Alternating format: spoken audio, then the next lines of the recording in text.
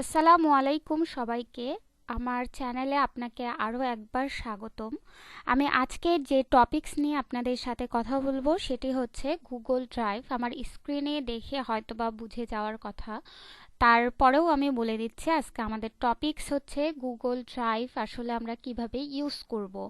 যেটা আমি বলতে পারি যে জাস্ট বেসিক, যারা একবারে বেসিক লেভেলে তাদের জন্যই মূলত এই ভিডিওটা করা এবং তাদের জন্যই এই কোর্স। তো যারা অ্যাডভান্স লেভেলে আছি তাদের জন্য আরও অ্যাডভান্সে যে কাজগুলো আছে সেগুলো আমি নেক্সটে দেওয়ার চেষ্টা করব এবং দিব অবশ্যই ইনশাল্লাহ। আপনারা আমার সাথেই থাকবেন। তার আগে আরেকটা কথা বলে রাখা ভালো, আপনি যদি আমার চ্যানেলে নতুন হয়ে থাকেন আমার চ্যানেলে একটা লাইক, সাবস্ক্রাইব করে রাখবেন এবং আপনার কমেন্টটা আমার জন্য খুব বেশি গুরুত্বপূর্ণ, যার কারণে একটা কমেন্টস করে যাবেন। ধন্যবাদ। তো প্রথমত আমরা গুগল ড্রাইভটা এই জন্য ইউজ করি, যেমন আমরা যদি অফলাইনের কথা বলি, ওয়ার্ড, এক্সেল, পাওয়ার পয়েন্টের কথা, সেম ওয়েতে আমরা যখন হচ্ছে গুগল ড্রাইভে কাজ করব তখন কিন্তু এই সব বিষয়গুলা আমরা ড্রাইভে করতে পারি।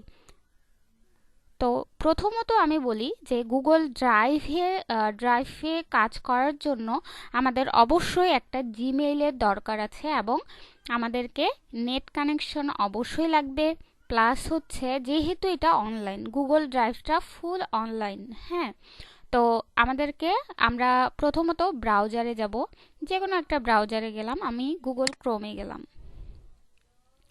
ওকে, যাওয়ার পরে এখানে আমার জিমেইল কিন্তু ওপেন করাই আছে। আপনাদের যদি জিমেইল ওপেন না করা থাকে সেই ক্ষেত্রে আপনারা প্রথমত জিমেইলে চলে যাবেন। আমি একটা নিউ ট্যাব নিলাম। ওকে, এখানে আমি জিমেইল লিখলাম। ওকে, যারা একবারই নিউ তাদের জন্য আমি বলছি যে যারা আমরা একবারই নিউ তাদেরকে আমি এই প্রসেসটা দেখাচ্ছি। যারা কিছুটা হলেও জানি তারা তারা তো জানি। ওকে, তো আমরা জিমেইলে যাব।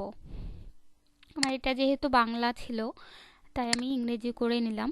তো এখান থেকে সাইন ইন আসবে। সাইন ইন আসার পর আমার যদি জিমেইল অ্যাকাউন্ট থাকে সেই ক্ষেত্রে আমি এখানে জিমেইল ইউজ করব, নেক্সট করব, পাসওয়ার্ড দিব, দেন হচ্ছে এই রকম করে আমি আমার জিমেইল অ্যাকাউন্টে ঢুকে যাব। ওকে, লগ ইন করবো। তো আপনারা যদি কেউ জিমেইল অ্যাকাউন্ট ক্রিয়েট করা দেখতে চান বা মনে হয় যে আমি গুগল জিমেইল অ্যাকাউন্ট ক্রিয়েট করা দেখব, আপনারা অবশ্যই কমেন্টস বক্সে আমাকে জানাই দিবেন। আচ্ছা, তো আমার জিমেইলটা ওপেন হওয়ার পর আমি যেই জিনিসটা করব এটা এখন থাকলেও হবে। তো পরবর্তীতে আমরা গুগল অ্যাপসে চলে যাব। ওকে, গুগল অ্যাপসে যাওয়ার পর ড্রাইভে চলে যাব। অনেকেই আমরা সরাসরি এই যে ডক্সে যাই, এই কাজটা করা যাবে না। আমরা অবশ্যই গুগল ড্রাইভে যাব। আচ্ছা, এখন অনেকেই বলতে পারেন আমাকে যে আসলে আমরা কেন গুগল ড্রাইভে যাব, গুগল ডক্স থেকেও তো হইতো। এটা করার একটাই কারণ, সেটা হচ্ছে যখন আমরা কোনো কিছু ফোল্ডার করে রাখবো তখন আমার সেটা হচ্ছে একবারেই বের করা ইজি। আর যদি আমি উইথাউট ফোল্ডারে কাজ করি দেন সেটা কিন্তু আমার জন্য ইজি হবে না। আচ্ছা, তো প্রথমত আমি ফোল্ডার কিভাবে ইউজ করব, যেমন আমি আপনাকে এটা দেখাই। সেটা হচ্ছে এইখানে, যেমন আমার এইখানে একটা ফোল্ডার করা আছে, ডেস্কটপ ফাইল 2022 দিয়ে একটা ফোল্ডার করা আছে। এর ভিতরে আমার যত কাজ আছে সব ভিতরে। তো আমি কি করলাম, একটা ফোল্ডারে আমার সব ফাইল পেয়ে যাচ্ছি। সেম ভাবে আমি এখানে যখন একটা ফোল্ডার ইউজ করব, এই ফোল্ডারটা ইউজ করার পর এখানে আমি যত ধরনের আমার গুগল ডক্সে কাজ হবে, সেটা হইতে পারে ডাটা এন্ট্রির কাজ, কোনো অফিস ফাইল হইতে পারে, কোনো অফিসের ফুল আপনার জানুয়ারি থেকে ডিসেম্বর পর্যন্ত পুরা হিসাব থাকতে পারে, এই ধরনের সব কিছু। তো আমরা অবশ্যই ফোল্ডার করে কাজ করার ট্রাই করব। আচ্ছা, আমি ফোল্ডারের নাম দিলাম যে মনে করেন যে এএসপি টেক্সটাইল লিমিটেড ধরলাম। এটা একটা আমার কোম্পানি, এটা কোম্পানির একটা ফোল্ডার থাকবে যেখানে আমি আমার সব কাজগুলা রাখে দেব। ওকে, আমি এখানে ক্রিয়েট করলাম। আশা করি ফোল্ডার ক্রিয়েট এবং ফোল্ডার কি এই বিষয়টা আপনারা ক্লিয়ার হয়ে গেছেন। এখন এই ফোল্ডারের ভিতরে আমি চলে যাব। যাওয়ার পর এখান থেকে আমি এখন নিউ করব।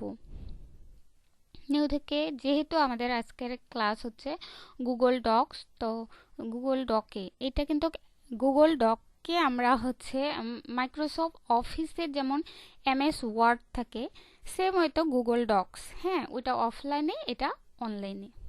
ওকে, গুগল ডক্সে গেলাম।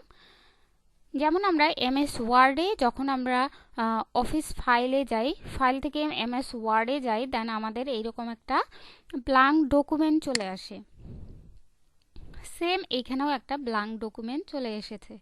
আমরা ফাইল থেকে সেভ করি ফাইলটা, তো এখানে ফাইল থেকে সেভ দরকার নাই। এখানে যে আনটাইটেল ডকুমেন্ট আছে, এখানে আমি সেই ডকুমেন্টের নামটা দিয়ে দিব। এখন আমি ধরি এএসপি টেক্সটাইল লিমিটেড, সে আপনাকে বলছে যে আপনার এখানে এতগুলা কর্মচারী আছে যাদের নাম, অ্যাড্রেস, জয়েনিং ডেটটা আপনাকে এখানে সুন্দর করে লিখতে হবে। তো তার জন্য আমি কি করব, তাহলে এখানে আমি দেই যে ওয়ার্কার ইনফরমেশন। ওকে, এখন এখানে কি কি দিতে বলছে, নেম, অ্যাড্রেস আর জয়েনিং ডেট। ওকে, তাহলে আমি দিলাম নেম। এবং এইখানে আমাদের আরেকটা কাজ হচ্ছে রুলারের কাজ কিন্তু করা যায়। এইখান থেকে আমরা ডাবল ক্লিক যখন করব তখন আমরা কি রাইট সাইডে আমার টেপটা সেট করে নিব। তো এইখানে দেখেন একটা ছোট্ট করে তীর চিহ্ন আসছে, এটা আমি জাস্ট চাপায় ধরে যতটুকু আমি নেমের একদম একটু মুভ করে আচ্ছা এখানে রাখে দিলাম এবং কিবোর্ডে টেপ চাপলাম, তাহলে ততটুকু দূরত্বে সে চলে যাবে। ওকে, তো নেম এখানে আর একটু আমি দিয়ে দেই। ওকে, নেম, অ্যাড্রেস, আরেকটা হচ্ছে সেম ওয়েতে ডাবল ক্লিক, একটা তীর আসবে এবং এখানে লিখতে হবে জয়েনিং ডেট। ওকে, জয়েনিং ডেট। ওকে, আচ্ছা আমি এটা টেপ করে স্পেসটা বেশি বেশি দিয়ে দিলাম।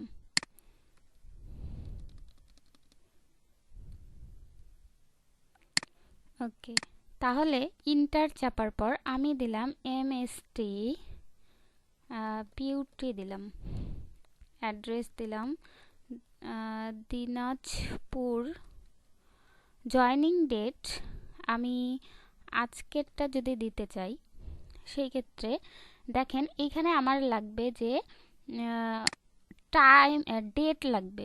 তো এখানে আমি ডেটে ক্লিক করলাম। আমার তাহলে সে মনে করি জানুয়ারির 1 তারিখ থেকে জয়েন করছে, তাহলে আমি জানুয়ারির 1 তারিখ দিয়ে দিলাম।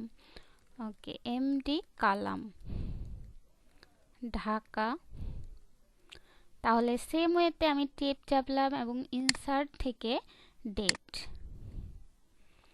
আমি ধরলাম ইনি জানুয়ারির 15 তারিখে জয়েনিং। ওকে, এখন এই যে নেম, অ্যাড্রেস, জয়েনিং ডেট যে আছে এগুলো আমরা বোল্ড করব, ইটালিক করব, আন্ডারলাইন করব। সেই ক্ষেত্রে আমাকে কি করতে হবে, সিলেকশন করতে হবে।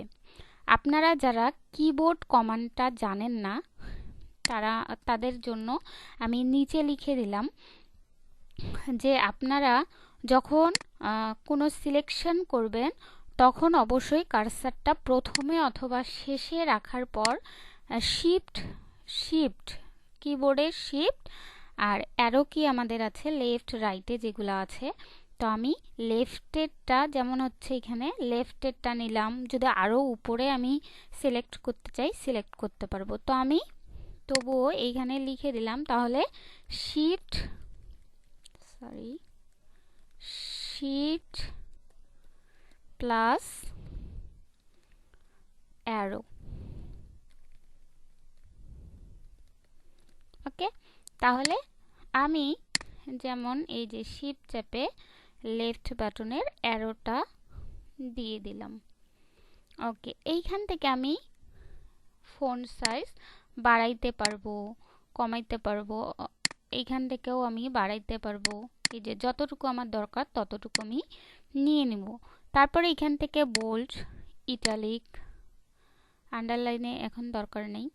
ওকে, যদি আমি এখন চাই যে আমি ব্যাকগ্রাউন্ডে, আচ্ছা কালার কনসেপ্টটা আমাদেরকে আরেকবার বলে দেই যে আসলে কালারটা কি। কালার কিন্তু তিনটা থাকে এখানে, একটা হচ্ছে হাইলাইটার, একটা টেক্সট কালার। টেক্সট কালার বলতে বোঝায় যে লিখাতে আপনি কালার দিতে চাচ্ছেন।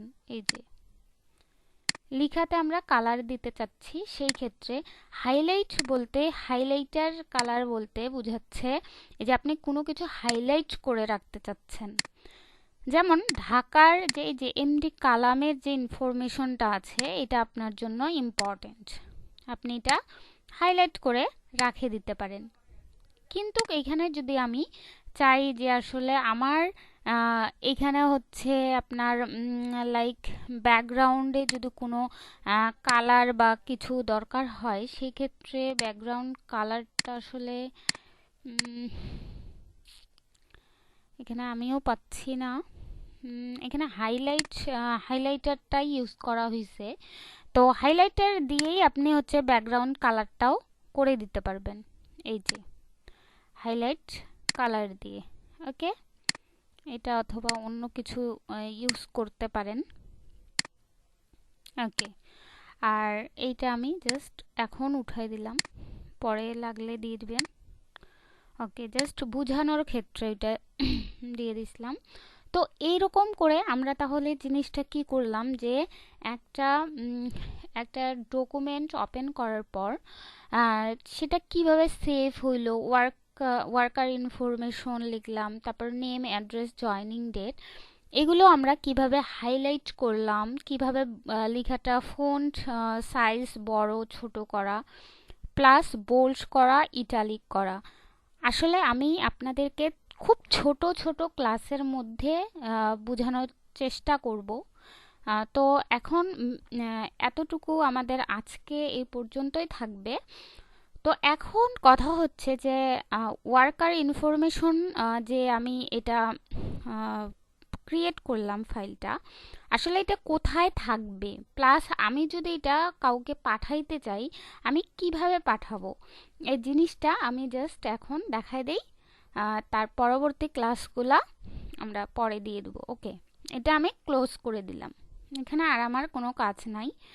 তো আমি ফাইলটিকে মনে করেন সেভ যেমন করি, এখন আমি আমার মাই ড্রাইভ মানে আমি আমার হোমে চলে আসলাম এবং আমি এখানে একটা ফোল্ডার ক্রিয়েট করছিলাম, এএসপি টেক্সটাইল লিমিটেড। ওকে, এখানে যাওয়ার পর আমার কিন্তু ওয়ার্ক ইনফরমেশন এই ফাইলটা সেভ হয়ে গেছে। যতটুকু আমার দরকার ততটুকুই সেভ হয়ে গেছে, যতটুকু পর্যন্ত আমি লিখতে চাচ্ছিলাম। এখন কথা হচ্ছে যে অফিস অ্যাপ্লিকেশন যেটা অফলাইনে আমরা করি, এখানে কিছু সুবিধাও আছে আবার অসুবিধাও আছে। তো অসুবিধাটা কি সেটা আমি বলি। যেমন আমি কোনো একটা ডকুমেন্ট লিখতে লিখতে যদি আমার মনে করেন যে কারেন্ট চলে যায়, হ্যাঁ এমন অনেক সময় হইতেই পারে বা এমন সময় হইছে, অনেকের এরকম এক্সপেরিয়েন্স আছে যে আমি কিছু লিখছি, লিখতে লিখতে হঠাৎ করে কারেন্ট চলে গেছে। তখন কি হয় যে আমি 5-6 পাতার যে কিছু লিখলাম সেটা কিন্তু আর আমার থাকলো না, কারণ আমি ফাইল সেভ করছি ঠিক আছে, কিন্তু আবার কন্ট্রোল এস চাপিনি বা রিসেভ করিনি, যার কারণে এখন গুগল ড্রাইভের যেই কাজটা আছে, গুগল ড্রাইভের যে কথাটা বলবো সেটা হচ্ছে আপনি লিখতে থাকেন, আপনার কারেন্ট চলে যাবে না কি যাবে কোনো প্রবলেম নেই, যতটুকু পর্যন্ত লিখছেন আপনার ততটুকুই অটো সেভ হইতে থাকবে। যেমন আপনারা লক্ষ্য করেন, এই যে এইখানে একটু লক্ষ্য করবেন, আমি যে কিছু যদি লিখি ও কিন্তু সেভ হইতেই আছে, এবং আমি যদি এটা কাটেও দেই, এই যে ক্লোজ করে দেই, আবার ওপেন করি, এটা কিন্তু সেভ হয়ে গেল। এখন কথা হচ্ছে এটা আপনারা কয়েকটা ফরম্যাটে ডাউনলোড করতে পারবেন। ডাউনলোড করে আপনারা আপনাকে যারা জিমেইলে ফাইলটা পাঠাইতে চাচ্ছেন বা পেন ড্রাইভে নিতে চাচ্ছেন আপনারা নিয়ে নিতে পারবেন। তো প্রথমত আমরা কোথায় যাব? ফাইলে যাব। যাওয়ার পরে এখানে আমরা ডাউনলোড আছে, এই যে ডাউনলোড। আপনি যদি ডকুমেন্ট মানে হচ্ছে এমএস ওয়ার্ডে নিতে চান, ডাউনলোড করে নিতে চান, করে নিতে পারবেন। আপনার অফলাইন ওয়ার্ড যদি ইনস্টল থাকে সেই ক্ষেত্রে ওয়ার্ডে ওপেন হয়ে যাবে। তো মাইক্রোসফট ওয়ার্ডের কিছু ফরম্যাট থাকে, .docx থাকতে পারবে, .odt থাকতে পারে। তারপর পিডিএফেও আপনি এটা সেম ভাবে ডাউনলোড করতে পারেন। তো আমি পিডিএফেই করে দেখাচ্ছি, কারণ আমার মাইক্রোসফট ওয়ার্ড এক্সেল যেটা আছে সেটা হচ্ছে অফলাইনেরটা ইনস্টল করা নাই, যার কারণে আমি সেটা দেখাচ্ছি না। আপনারা নিজেই ট্রাই করে নেবেন এবং দেখবেন। ওকে, তো আমি পিডিএফে ডাউনলোড করে দেখাচ্ছি। পিডিএফ ডকুমেন্টটা আমার যখন দেখেন ডাউনলোড হচ্ছে তখন কিন্তু ওয়ার্কার ইনফরমেশন দিয়েই ডাউনলোড হয়েছে, মানে ফাইল নেমটা দিয়ে। তাহলে এটা যখন আমি ওপেন করব তখন দেখেন খুব সুন্দরভাবে এটা আমার একদম প্রিন্ট আউটের জন্যও রেডি, প্লাস কাউকে পাঠানোর জন্যও রেডি। তো আশা করি এতটুকু আমি যতটুকু বুঝাইছি আপনারা বুঝছেন, আর ইনশাল্লাহ চেষ্টা করব আপনাদেরকে যথেষ্ট বোঝানোর। আর কারো কোনো সমস্যা থাকলে আমাকে জানাবেন, আর কমেন্ট বক্সে অবশ্যই আপনারা আমার ভিডিও সম্পর্কে বলবেন আপনাদেরকে কেমন লাগছে। অযথা সময় আমি নষ্ট করব না আপনাদের। তো ঠিক আছে, ভালো থাকবেন।